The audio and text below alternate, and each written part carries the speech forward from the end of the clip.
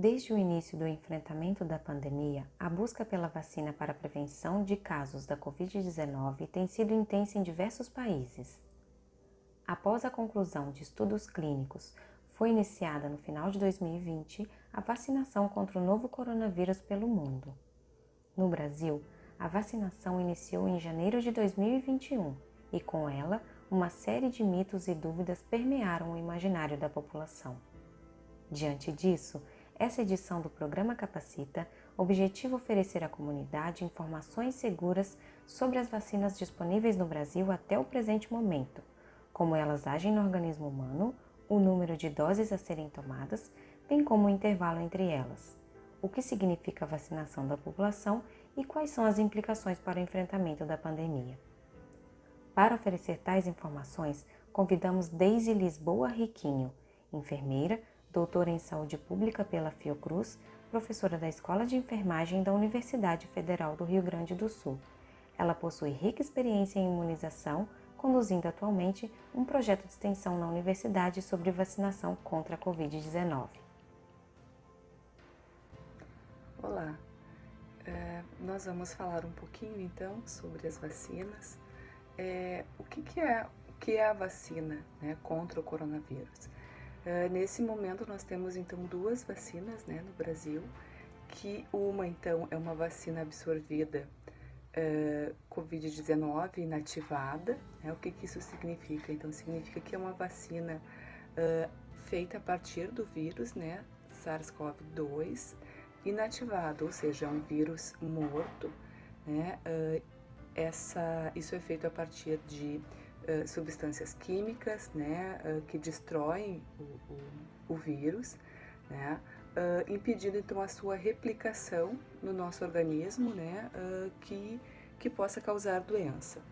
Né? No entanto, ela mantém a cápsula íntegra do vírus, né, onde está então a proteína S, responsável pela ligação e a penetração então, né, desse agente em nossas células. A segunda vacina é a vacina Covid-19 recombinante. Então, o que significa isso, né?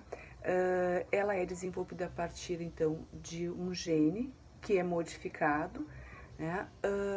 Mas que também vai ter essa mesma codificação, a proteína S, responsável pela ligação, então, do novo coronavírus com as células.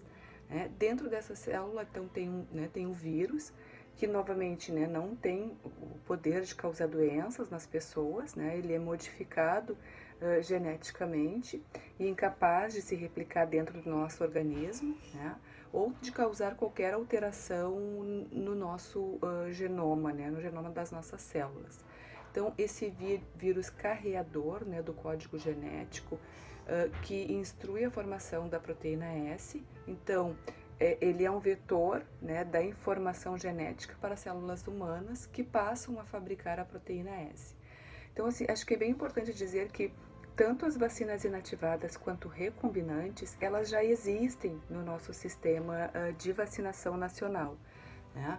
Então, um exemplo da inativada que nós já temos é a vacina contra a influenza e da recombinante é a vacina contra a hepatite B. Ou seja, então são vacinas que têm uma tecnologia segura, né?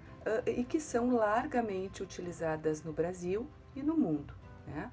Como que as vacinas elas agem no nosso organismo, né? Então, as vacinas, tanto aquelas virais, que é o caso da Covid-19, quanto as bacterianas, que também nós temos algumas, né? Elas, então, com essa capacidade atenuada, enfraquecida ou, né, inativada, elas estimulam a produção das nossas células de memória, né, o antígeno T dependente. E também a imunoglobulina do tipo IG, né? Então ficará presente na nossa memória imunológica, né?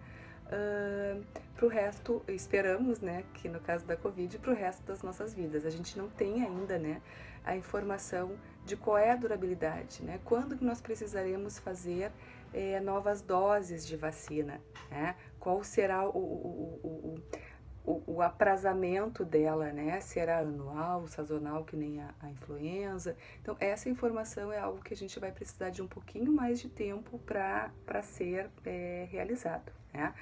Então, as imunoglobulinas específicas, né, contra os antígenos que nós estamos sendo vacinados, então estimulam essa nossa resposta do agente etiológico que produz a doença, que no caso está enfraquecido ou recombinante, e nós temos aí uma resposta secundária, né, uma resposta imunológica a essa vacina. Né? Essa resposta ela é mais rápida, né? Uma vez que não há um período indutivo, ou seja, a gente, né, é exposto a essa pequena partícula do vírus que vai produzir essa resposta imunológica.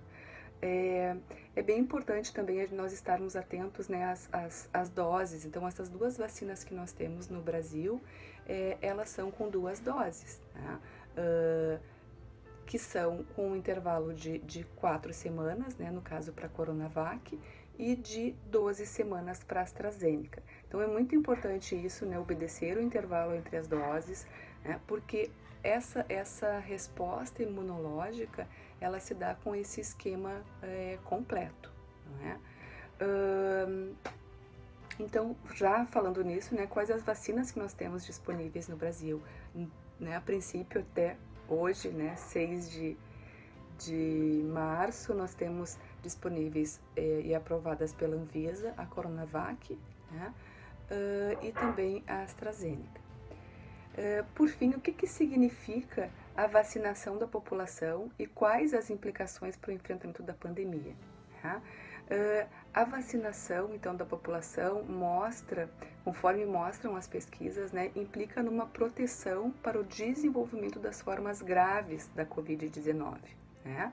Isso significa que nós continuaremos tendo casos, né, doenças causadas pela Covid-19, mas nós não teremos as formas graves, a severidade, né, que é o que faz a ocupação dos leitos da UTI, e aí nessa sequência que nós temos de não termos mais vagas, né? Então, diminuir a gravidade já será um grande passo, né, para a nossa sociedade. A Organização Mundial de Saúde estimula, então, que 1 a cada 6 pessoas infectadas pelo SARS-CoV-2 desenvolvem as formas graves da doença. Então, suprimir essas formas graves por meio da vacina será um grande ganho, né? Pessoas idosas e com comorbidades, elas têm um risco maior para evoluir para as formas graves. Exatamente por isso, né, elas foram os grupos selecionados para priorização da vacina. Então, as pessoas idosas e pessoas com comorbidades.